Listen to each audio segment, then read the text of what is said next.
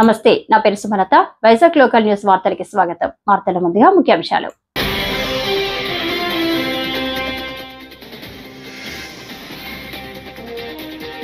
పదిహేను నెలల్లో ఒక్క పెన్షన్ కూడా తొలగించలేదు మంత్రి కొండపల్లి శ్రీనివాస్.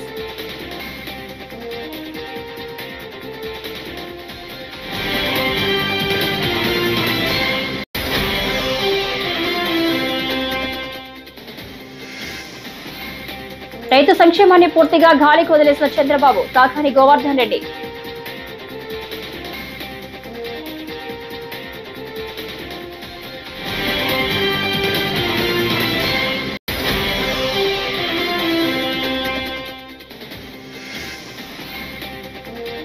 చిరంజీవి వెంకటేష్ కాంబోలో ఈ సంక్రాంతికి ఓ సర్ప్రైజ్, అనిల్ రావిపూడి.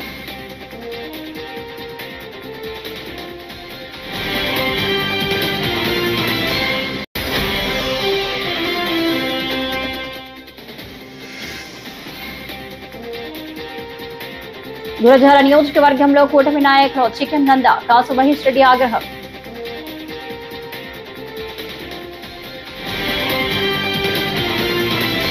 ఇక డీటెయిల్స్ ఇస్తే, ప్రభుత్వం అర్హుల పెన్షన్ను తొలగిస్తుందని గత కొన్ని రోజులుగా గగ్గోలు పెడుతున్న వైసీపీ పార్టీ నేతల ఆరోపణలపై ఏపీ మంత్రి కొండపల్లి శ్రీనివాస్ స్పందించారు. అవన్నీ పూర్తిగా అవాస్తవాలేనని కొట్టిపడేస్తూ పెన్షన్ల విషయంలో ప్రభుత్వ విధి విధానాలపై క్లారిటీ ఇచ్చారు. కూటమి అధికారం చేపట్టి 15 నెలలు కావస్తుందని, ఈ వ్యవధిలో ఒక్క పెన్షన్ కూడా తొలగించలేదని పేర్కొన్నారు. ప్రస్తుతం 65 లక్షల మందికి పెన్షన్లు అందిస్తున్నామని వెల్లడించారు. గత కొన్ని రోజులుగా 4,50,000 పెన్షన్లు తొలగించారంటూ వైసీపీ తీవ్ర ఆరోపణలు చేస్తుందని, దమ్ముంటే ఆధారాలు ఇవ్వాలని సవాల్ విసిరారు.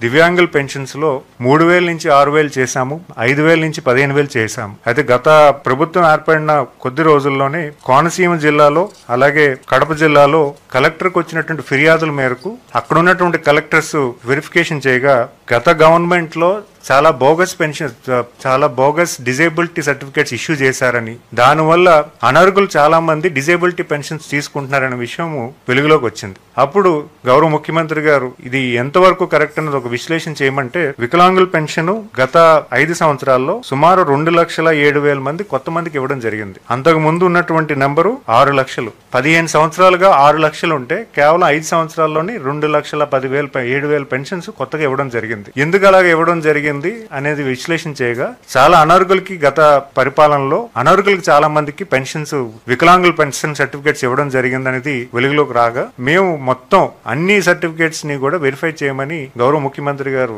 ఆదేశాలు ఇవ్వడం జరిగింది. చాలా పారదర్శకంగా, అంటే ఎవరైతే హెల్త్ పెన్షన్స్ ఉన్నాయో వాళ్ళ ఇంటికి డాక్టర్ వెళ్లి వెరిఫికేషన్ చేయడం జరిగింది. ఎందుకంటే 9 months ప్రాసెస్ ఇది, ఈ రోజు చేసింది కాదు. సుమారు 9 నెలలుగా దీని ప్రాసెస్ ఇనిషియేట్ చేశారు. ఎక్కడా కూడా అధికారులకి గాబరా పెట్టలేదు, లేకపోతే అధికారులకి ప్రెజర్ పెట్టలేదు. చాలా పారదర్శకంగా, చాలా ట్రాన్స్పరెంట్ గా చెప్పడం జరిగింది. ముందుగా ఈ వికలాంగులకి పలానా రోజు ఇక్కడ వెరిఫికేషన్ కి మీకు స్లాట్ ఓపెన్ చేశాము, ఆ స్లాట్ కి మీరు అటెండ్ అవ్వాలని వాళ్ళకి రిక్వెస్ట్ చేశాము. ఆ స్లాట్ నిమిత్తమే ఆ రోజు వికలాంగులు ఎవరైతే ఉన్నారో వాళ్ళు కూడా వెళ్ళి వెరిఫికేషన్ చేసుకోవడం జరిగింది. ఈ వెరిఫికేషన్ ప్రాసెస్ అంతా కూడా సుమారు 7,95,000 మందికి రీవెరిఫికేషన్ లో 5,50,000 మందికి సుమారుగా రీవెరిఫికేషన్ ప్రాసెస్ కంప్లీట్ అయింది. ఈ 5,55,000లో ఉన్నటువంటి సర్టిఫికేట్స్ అన్ని కూడా ఈ రోజు అప్లోడ్ అయ్యి, అందులో ఇనెలిజిబుల్ ఎవరైనా ఉంటే వాళ్ళకి కొంత నోటీస్ ఇవ్వడం జరిగింది. అందులో కొన్ని టెంపరరీ సర్టిఫికేట్స్ లోకి కన్వర్ట్ అయ్యాయి. అంటే గతంలో మనకి ప్రాసెస్ లేకపోవడం వల్ల, అంటే సర్టిఫికేట్స్ అనేవి కొన్ని మాన్యువల్ సర్టిఫికేట్స్ కూడా ఉన్నాయి గతంలో.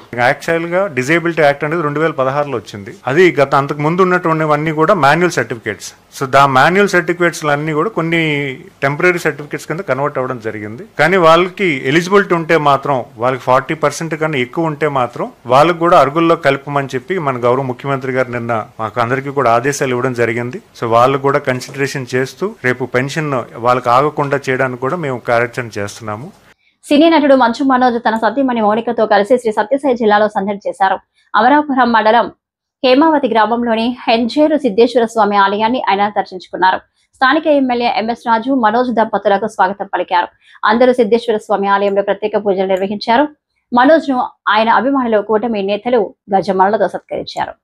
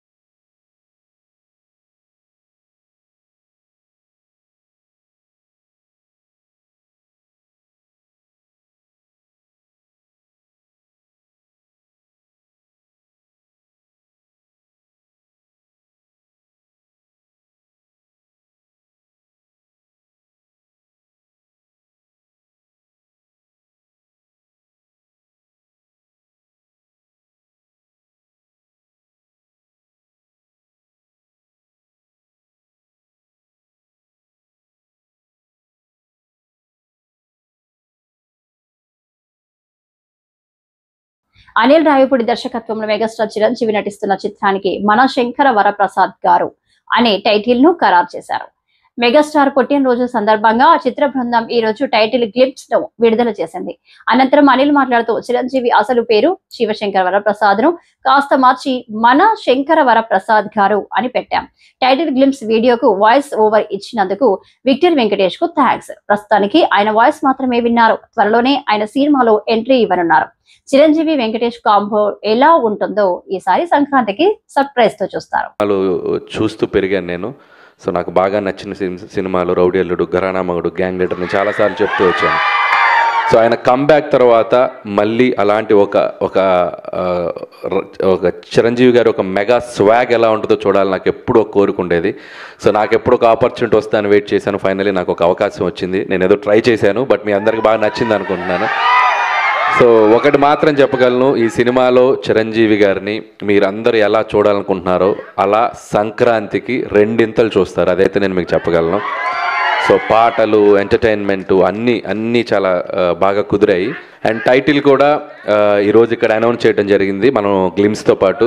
సో చిరంజీవి గారి అసలు పేరు శివశంకర్ వరప్రసాద్లోంచి మేము శంకర్ వరప్రసాద్ అని ఒక టైటిల్ ఆయన సినిమాలో క్యారెక్టర్ పేరు పెట్టడం జరిగింది. దాన్నే చాలా కలోకియల్గా మన శంకర్ వరప్రసాద్ గారు అని చెప్పి సో టైటిల్ చేయించాం. అండ్ క్యాప్షన్ వచ్చేసి పండగకు వస్తున్నారు. యాస్టీస్గా సంక్రాంతికి వస్తున్నాం కాబట్టి పండగకు వస్తున్నారు. సో ఈ టైటిల్ అనౌన్స్మెంట్ మీకు గ్లిమ్స్లో నేను వెంకటేష్ గారిని అడగగానే సో వెంకటేష్ గారు చాలా హ్యాపీగా వచ్చి మన కోసం మన శంకర్ వరప్రసాద్ గారు పండగకు వస్తున్నారని గ్లిమ్స్లో ఆయన వాయిసే ఇచ్చారు. So thanks to victory Venkatesh గారు. సో ఆయనకు కూడా థ్యాంక్స్ చెప్తున్నాను. ప్రస్తుతానికి వాయిస్ ఇచ్చారు, వెరీ సూన్ ఎంట్రీ కూడా ఇవ్వబోతున్నారు సినిమాలో. సో మెగాస్టార్ చిరంజీవి గారు, విక్టరీ వెంకటేష్ గారి కాంబో ఎలా ఉండబోతుందో ఈసారి పండగకి ఒక చిన్న సర్ప్రైజ్ ఉంటుంది. సో అది కూడా స్టెప్ బై స్టెప్ మీ దగ్గరికి తీసుకొస్తాం. అండ్ ఇక నాకు ఈ ఆపర్చునిటీ ఇచ్చిన చిరంజీవి గారికి చాలా చాలా థ్యాంక్స్. ఎందుకంటే ఆయన పాట, ఆయన ఆట, ఆయన మేనరిజమ్స్, ఆయన ఫైట్స్, ఆయన లుక్స్, ఆయన పోజులు అభిమానించిన వాళ్ళు, అనుకరించిన వాళ్ళు ఎవరు ఉండరు తెలుగు సినిమా ప్రేక్షకుల్లో. ఎక్కడొక చోట ఆయన ఇన్ఫ్లుయెన్స్ ఉంటానే ఉంటుంది చిరంజీవి గారిది. సో అలాంటి ఒక మెగాస్టార్ చిరంజీవి గారిని నా కంటితో నేను ఎలా చూడాలనుకున్నానో చూసే అవకాశం నాకు వచ్చింది. అండ్ ఖచ్చితంగా మన శంకర్ వరప్రసాద్ గారు మీ అంచనాలకు తగ్గట్టుగానే సంక్రాంతికి రాబోతుంది. పండగకు వస్తున్నారు బాస్ ఈసారి. Thank you. రాష్ట్రంలో వృద్ధులు, దివ్యాంగులకు ఇస్తున్న పెన్షన్లలో భారీ కోత పెట్టేందుకు సీఎం చంద్రబాబు నేతృత్వంలోని కూటమి ప్రభుత్వం సిద్ధమైందని మాజీ ఎంపీ వైఎస్ఆర్సీపీ అనంతపురం జిల్లా అధ్యక్షుడు అనంత వెంకటరామిరెడ్డి మండిపడ్డారు. అనంతరం వైఎస్ఆర్సీపీ జిల్లా కార్యాలయంలో మీడియాతో మాట్లాడారు. లేని వారు అంటే తన జీవనాన్ని తనే సంపాదన కూడా చేసుకోలేని వారితో పాటు 60 సంవత్సరాలు నిండిన ప్రతి ఒక్కరికి కూడా అర్హత అనేది ఉంటే, పేదరికంలో ఉంటే వారందరికీ కూడా నెల పెన్షన్లు ఇచ్చే పద్ధతి. అలాగే దివ్యాంగులు అంటే ఏమాత్రం పని చేసుకోలేని వారు, నడవలేని వారు, చూడలేని వారు, వినలేని వారు, ఇటువంటి వారికి దీర్ఘకాలిక రోగాలతో బాధపడుతూ మంచానికే పరిమితమైన వారి అందరికీ కూడా పెన్షన్లు ఇచ్చే కార్యక్రమాన్ని కూడా 2004 నుంచి కూడా అత్యధికంగా తీసుకొని వచ్చేవారు కూడా. ఆ తర్వాత వచ్చే ప్రభుత్వాలు కూడా దాన్ని కంటిన్యూ చేస్తూనే, మరీ ముఖ్యంగా జగన్మోహన్ రెడ్డి గారు 2019లో ముఖ్యమంత్రి అయిన తర్వాత కూడా ఈ పెన్షన్లు అప్పటికి కేవలం రాష్ట్ర వ్యాప్తంగా కూడా 30 లక్షల మందికి మాత్రమే ఇచ్చే పెన్షన్లని జగన్మోహన్ రెడ్డి గారు ముఖ్యమంత్రి అయిన తర్వాత దివ్యాంగుల్లో కూడా 6 రకాల దివ్యాంగులు కాకుండా దాదాపుగా 11 రకాల 21 రకాల వారిని కూడా గుర్తించి కేటగరైజ్ కూడా చేసేసి కూడా వారికి కూడా ఆర్థికంగా కూడా ఎవరెవరికంటే మంచంలో ఉండి పూర్తిగా దిగి పని చేసుకోలేని వారికి 10,000, 15,000 ఇచ్చే కార్యక్రమం కూడా చేపట్టడం జరిగింది. జగన్మోహన్ రెడ్డి గారు ముఖ్యమంత్రిగా దిగిపోయేంత సమయానికి అంటే 2024 మార్చి, ఏప్రిల్, మేలో కూడా దాదాపుగా ఈ రాష్ట్రంలో ఒక 66,34,000 మందికి పెన్షన్లు అనేది కూడా ఇచ్చేవారు. అందరికీ కూడా అన్ని రకాల వారికి కూడా 66,34,000 ఇంకా చాలామంది అర్హత ఉన్నారని చెప్పేసి ఎన్నికల సమయంలో కొత్త పెన్షన్లు అనేది కూడా ఆ రోజు జగన్మోహన్ రెడ్డి గారు ప్రతి సంవత్సరము జనవరిలో ఒక మారు, జూన్లో ఒక మారు, అర్హత సాధించిన వారందరికీ కూడా కొత్త పెన్షన్లు కూడా శాంక్షన్ చేసే ఒక పద్ధతి అనేది కూడా తీసుకొని వచ్చింది జగన్మోహన్ రెడ్డి గారు ముఖ్యమంత్రిగా ఉన్నప్పుడు. ఎన్నికల సమయంలో ఈ కూటమి ప్రభుత్వంలో ఉండే భాగస్వాముల 3 పార్టీలు కూడా కలిపి అంతకంటే పెద్ద ఎత్తున సంక్షేమం ఇస్తామని చెప్పేసి 3,000 రూపాయలు ఇస్తున్న పెన్షన్ని 4,000 రూపాయలు కూడా చేస్తామని, అలాగే వికలాంగులకు అంటే దివ్యాంగులకు అందరికీ కూడా 6,000, 10,000, 15,000 కేటరైజ్ కూడా చేసేసి కూడా ఇస్తామని చెప్పేసి కూడా చెప్పి కొత్త పెన్షన్లు అర్హత ఉన్న వారందరికీ కూడా ఇస్తాము, చాలామంది అర్హత ఉన్నా కూడా జగన్మోహన్ రెడ్డి గారి యొక్క ప్రభుత్వం ఇవ్వలేదని చెప్పేసి పెద్ద ఎత్తున ప్రచారం చేసి వారి యొక్క ప్రజల యొక్క విశ్వాసాన్ని చూరుకొని కూటమి ప్రభుత్వం కూడా అధికారంలోకి రావడం జరిగింది 2024 జూన్లో కూడా. వస్తానే ఒక 3-4 నెలలు మాత్రం పెన్షన్లు అయితే వారు చెప్పిన ప్రకారం కూడా ఇవ్వడం జరిగింది. ప్రభుత్వం ఏర్పడిన తర్వాత కూటమి ఏర్పడిన తర్వాత వారు అనేది కూడా కోతలు అనేది కూడా ప్రారంభం కూడా చేసుకోవడం కూడా జరిగింది. ఏకంగా ఈ 13-14 నెలల్లో అంటే ఒక సంవత్సర కాలంలోనే ఆ రోజు జగన్మోహన్ రెడ్డి గారు ముఖ్యమంత్రిగా ఉన్న 66,34,000 పెన్షన్ని ఒకటికే మారు ఒక సంవత్సరం లోపల 62,19,000 మాత్రమే, అంటే దాదాపుగా 4,15,000 మందికి కోత అనేది కూడా పెట్టింది జరిగింది. కంప్లీట్గా కూడా తీసివేయడం జరిగింది. అర్హత అనేది కూడా ఉన్నా కూడా దాదాపుగా వీరందరూ కూడా ఎప్పటి నుంచో కూడా 10-15 సంవత్సరాల నుంచి కూడా పెన్షన్లు పొందేవారు కూడా అనర్హులుగా తేల్చి ఈ 4,15,000 మందిని కూడా తీసివేయడం కూడా జరిగింది.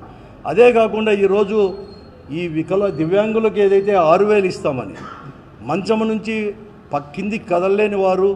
ధర్మవరం ఎంపీడీఓ సాయి మనోహర్ వినాయక చవితి సందర్భంగా ప్రజలు మట్టితో చేసిన వినాయక విగ్రహాలను పూజించాలని కోరారు.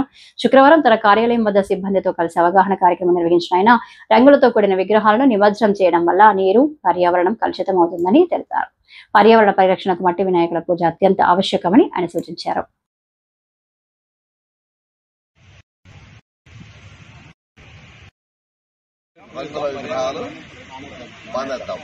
మట్టి గణపతిని అందరూ పూజించాలి, పర్యావరణాన్ని కాపాడాలి. మట్టి గణపతి ముద్దు, రంగుల విగ్రహం వద్దు. మట్టి గణపతి ముద్దు, రంగుల విగ్రహాలు వద్దు. ఇదేంటంటే ఇప్పుడు దాకా అందరం డిస్కస్ చేస్తూ కూడా రంగుల గణపతి విగ్రహాలు చాలా పర్యావరణానికి, ఈవెన్ పశువులకి కూడా చెరువుల్లో, వంకల్లో, వాగుల్లో మనం పడేస్తుంటాం నిమజ్జనంలో. ఆ రోజు జస్ట్ మనం ఆ రోజు పడేసిన లోపల లైక్ ఐరన్ వస్తువులు, కలర్స్, అవన్నీ రకరకాలు కూడా అంటే పర్యావరణానికి చాలా ఇబ్బందికరంగా ఉంటుంది. అంటే it is taking some time అనమాట to dissolve or to decompose అనమాట. కాబట్టి ప్రతి ఒక్కరు కూడా అంటే ధర్మవరం మండల ప్రజలందరికీ కూడా మా అందరి సైడ్ నుంచి ఎంటైర్ ధర్మవరం మండల ప్రజా పరిషత్ నుంచి విన్నపం ఏంటంటే మట్టి గణపతిని పూజించండి, పర్యావరణాన్ని రక్షించండి. మట్టి గణపతిని పర్యావరణాన్ని రక్షించండి. మట్టి గణపతిని పూజించండి, రంగు విగ్రహాలని మానేద్దాం. ఓకేనా? దయచేసి ప్రతి ఒక్కరు కూడా ప్లీజ్ మన పర్సనల్ గా మన ఇంటి నుంచి మొదలు పెడదాం. ఓకేనా? మన ఇంటి నుంచి మన ఆఫీసెస్ లో ఏమైనా పెడితే కూడా let start with only clay idols అన్నమాట. క్లే గణపతినే మనం వాడాలి. ఓకేనా? దయచేసి it is all our commitment. ఏదో జస్ట్ ఇది ఒకరికిద్దరు నుంచి కాదు, ఒక సమూహంగా మనం అందరం చేయాలి. ప్లీజ్ డూ దిస్ వాలంటరీలీ అన్నమాట. ఓకే, ఏమైనా చెప్తారు సార్? చెప్పండి. కూటమి పాలనలో రాష్ట్రంలో అవినీతి మాఫియా విచ్చలవిడిగా రాజ్యం వెళ్తుందని మాజీ మంత్రి కాకాని గోవర్ధన్ రెడ్డి ఆగ్రహం వ్యక్తం చేశారు. తాడేపల్లి వైఎస్ఆర్ కాంగ్రెస్ పార్టీ కేంద్ర కార్యాలయంలో మీడియాతో మాట్లాడుతూ ప్రజలను ఏ విధంగా దోచుకుని అవినీతి సంపాదన కూడబెట్టుకుంటామన్న ఆలోచన తప్ప ఈ ప్రభుత్వానికి రైతుల కష్టాలు, వారి సంక్షేమం గురించి ఆలోచించే తీరిక లేదని మండిపడ్డారు. బ్రహ్మాండంగా ఉపన్యాసం ఇవ్వడం తప్ప రైతు శ్రేయస్సును గురించి కానీ, వ్యవసాయం సంక్షోభంలో ఉంది కాబట్టి రైతుల సంక్షేమాన్ని గురించి కానీ ఏమాత్రం పట్టించుకునేటువంటి పరిస్థితి లేదు. ఒక విధంగా చెప్పాలి అంటే రైతులని అడ్డం పెట్టుకుని దోచుకున్నటువంటి ప్రభుత్వం బహుశా భారతదేశ చరిత్రలో ప్రస్తుతం ఉన్నటువంటి కూటమి ప్రభుత్వం తప్ప మరొకటి ఉండదు అనేటువంటిది ఈరోజు రైతులందరూ కూడా మాట్లాడుకునేటువంటి పరిస్థితి. అసలు ఒక్కసారి చూస్తే ఒక్క సమీక్ష కూడా జరపడం లేదంటే, ఒక పక్క అతివృష్టి అనావృష్టితో రైతులు అనేక రకాలైనటువంటి ఇబ్బందులు పడుతుంటే ఈ రాష్ట్రానికి రైతుల గురించి ఆలోచన చేసేటువంటి ముఖ్యమంత్రి ఉన్నాడా?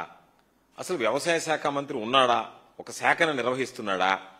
అసలు ఈ రాష్ట్రంలో వ్యవసాయ శాఖ అనేటువంటిది పనిచేస్తుందా ఈ ప్రభుత్వంలో? ఇవన్నీ కూడా ప్రజలకి రైతులకి ప్రధానంగా వచ్చేటువంటి అనేక అనుమానాలు. ఈరోజు చూస్తే పంటలకి గిట్టుబాటు ధర లేదు అని చెప్పి మిర్చి దగ్గర నుంచి, మామిడి దగ్గర నుంచి, ప్రత్తి దగ్గర నుంచి, పొగాకు దగ్గర నుంచి, కోకో దగ్గర నుంచి, బొప్పాయి దగ్గర నుంచి ప్రతి పంటకి ఈరోజు పంటకి గిట్టుబాటు, వరి అయితే వదిలేశారు, గాలికి వదిలేశారు.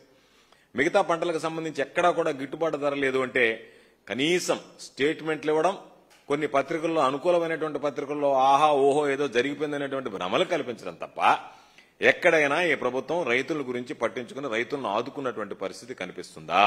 గిట్టుబాటు ధర కల్పించాలనేటువంటి ఆలోచన ఎక్కడైనా ఈ ప్రభుత్వానికి, ముఖ్యమంత్రికి ఎప్పుడైనా అనిపించిందా అనేటువంటిది ఈరోజు ప్రధానంగా రైతులు ప్రశ్నిస్తున్నటువంటి అంశం. కరువు వచ్చింది, వర్షం వచ్చింది, ఒక పక్క అతివృష్టి అనావృష్టి, ఎక్కడ ఉలుకు పలుకులేదు.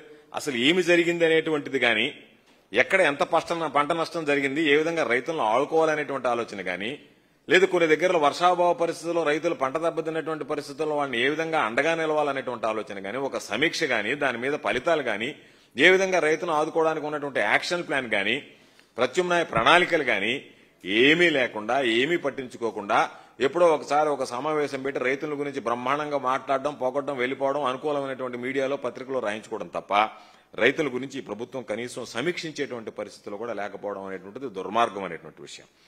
ఈరోజు రైతు ఆలోచనలో, ఈ ప్రభుత్వానికి సంబంధించినటువంటి ఆలోచన చేసేటువంటి పరిస్థితుల్లో అన్నదాతల గురించి ఆలోచన చేసేటువంటి పరిస్థితి, రైతు అనేటువంటి వాడు ఈ రాష్ట్రంలో ఉన్నాడు అని చెప్పి కనీసం రైతుల గురించి ఆలోచన చేసేటువంటి పరిస్థితి లేనిటువంటి దురదృష్టకరమైనటువంటి దుర్మార్గమైనటువంటి ప్రభుత్వం ఏదన్నా ఉందంటే ప్రస్తుతం నడుస్తున్నటువంటి కూటమి ప్రభుత్వం. కూటమి ప్రభుత్వం ప్రియారిటీస్ ఏంటి అంటే వాళ్ళు దౌర్జన్యాలు, అఘాయిత్యాలు, దాడులు, వాటితో పాటు తప్పుడు కేసులు, అనేక రకాలైనటువంటి కక్ష సాధింపులు, మాఫియా, ఎక్కడ చూసినా సరే నిద్రలేస్తే ఒక మట్టి మాఫియా ఒక పక్క, లిక్కర్ మాఫియా, మైనింగ్ మాఫియా, ఎక్కడ పడితే అక్కడ దోచుకోవడం, వేరే వాళ్ళకి అవకాశం లేకుండా ఈరోజు చాలా ఇసుక ఫ్రీ అది ఇది అని చెప్పడం తప్ప ఎక్కడ దేని కూడా పట్టించుకునేటువంటి పరిస్థితి లేదు. ప్రతి దానిని ఏ విధంగా తయారైందంటే మహాకవి శ్రీశ్రీ చెప్పినట్టుగా అగ్గిపుల్ల, కుక్కపిల్ల, సబ్బు బిళ్ళ, ఏది కవితకి ఏది కాదు అనర్హం అన్నట్టుగా చంద్రబాబు నాయుడు పరిపాలనలో దోచుకోవడానికి, దాచిపెట్టుకోవడానికి ఏది దొరికినా సరే దాన్ని దోచిపారేయండి అన్నట్టుగా కింద స్థాయిలో శాసనసభ్యుల దగ్గర నుంచి ముఖ్యమంత్రి దాకా అదే పరిస్థితి తప్ప మంత్రుల దగ్గర నుంచి ఎక్కడా కూడా రైతాంగాన్ని గురించి కానీ, ఇతర ప్రజల గురించి కానీ, ప్రజల అభివృద్ధిని గురించి కానీ, ఇచ్చినటువంటి హామీల గురించి కానీ, సంక్షేమ కార్యక్రమాల గురించి కానీ ఎక్కడా కూడా మాట్లాడేటువంటి పరిస్థితి కనిపించడం లేదు. ఇది దురదృష్టకరమైనటువంటి విషయం, ప్రత్యేకించి రైతుల విషయంలో ఈ ప్రభుత్వం అనుసరిస్తున్నటువంటి విధానం.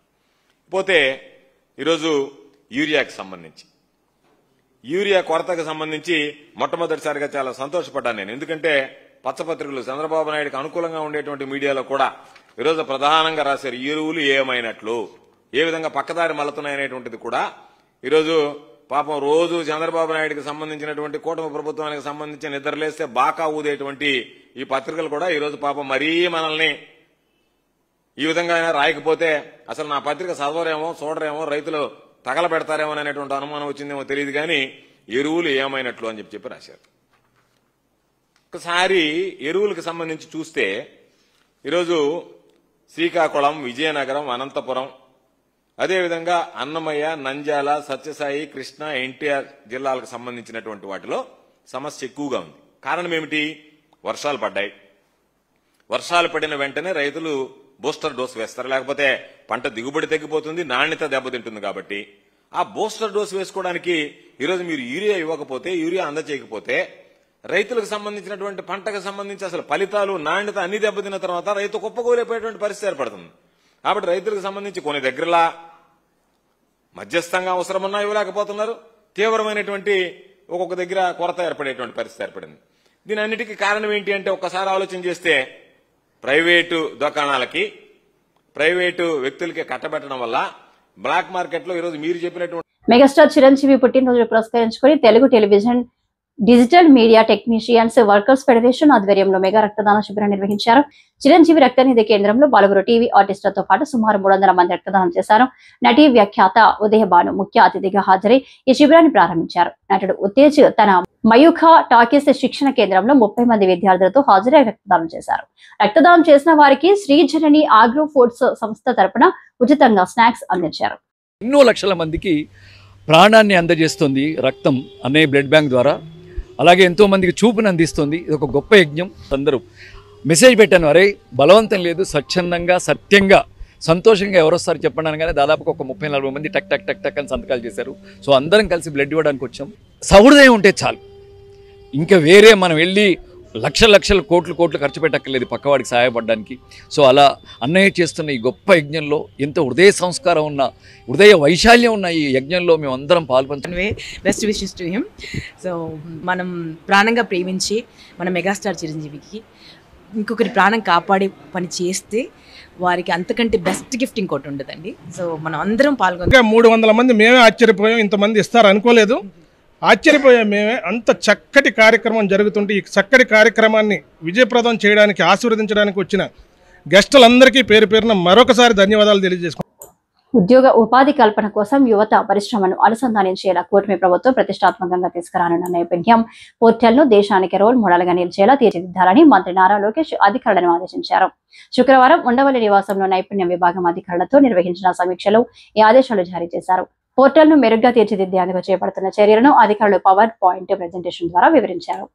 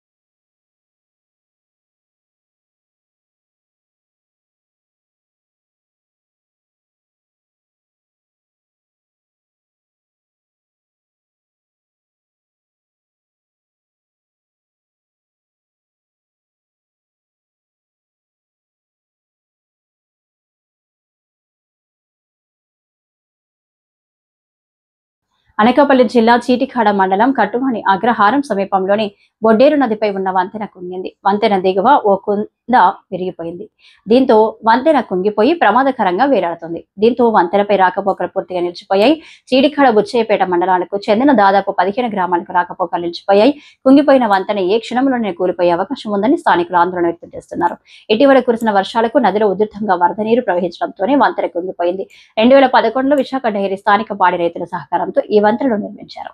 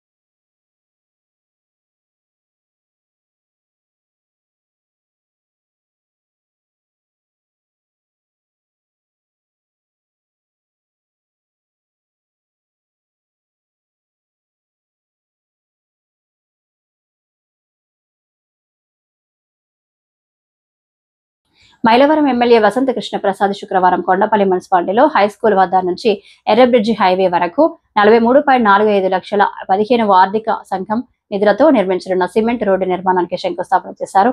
చారిత్రాత్మక ప్రాధాన్యత కలిగిన కొండపల్లిలో మౌలిక వసతుల కల్పనకు తొలి ప్రాధాన్యత ఇస్తున్నట్లు, ఈ రోడ్డు నిర్మాణంతో ప్రజల ఇబ్బందులు తొలగిపోతాయని ఆయన తెలిపారు. సాధ్యమైనంత త్వరగా నిర్మాణాన్ని పూర్తి చేయాలని ఆదేశించారు. ఈ కార్యక్రమంలో జనసేన పార్టీ ఇన్ఛార్జి అక్కల రామ్మోహన్ రావు, కూటమి నేతలు పాల్గొన్నారు. బ్రిడ్జి నుంచి కిందకి రోడ్డు దెబ్బతిన్నందువల్ల 43.5 లక్షలతో సీసీ రోడ్డు నిర్మించాలని చెప్పి ఇక్కడ ప్రజలు అడగటం, దాన్ని ఈరోజు శంకుస్థాపన చేసాం. త్వరలో నిర్మాణం పూర్తవుతుంది. తప్పకుండా కొండపల్లి పురపాలక సంఘం ఇటీవల ఏర్పడింది కాబట్టి గతంలో ఎన్నికలు జరిగినప్పటికీ 4 సంవత్సరాలు బాడీ ఏర్పాటు కాకపోయేటప్పటికీ కొన్ని నిరంతర సమస్యల పట్ల పర్యవేక్షణ లోపించింది. తప్పకుండా ఇప్పుడు మా కౌన్సిలర్లు, అలాగే చైర్మన్ గారు, వైస్ చైర్మన్ గారు వీళ్ళందరూ కలిసి అన్ని విషయాలు సమన్వయపరిచి నిరంతరం వార్డుల్లో పర్యటిస్తా అటు వీధి దీపాలు కావచ్చు, ఇటు మంచినీళ్ళు కావచ్చు, ఒక్కొక్క సమస్యని, ఎందుకంటే నిధుల లభ్యత ఇబ్బందికరమైన పరిస్థితులు కొన్ని ఉన్నాయి కాబట్టి వాటన్నింటినీ సమన్వయం చేసుకొని ఒక్కొక్క సమస్యని ఒక క్రమ పద్ధతిలో పరిష్కరించుకుంటూ వెళ్తారని చెప్పి ఈ సందర్భంగా తెలియజేస్తాను. థ్యాంక్ యూ, ధన్యవాదాలు. వార్తలు ఇంతటితో సమాప్తం. నమస్కారం.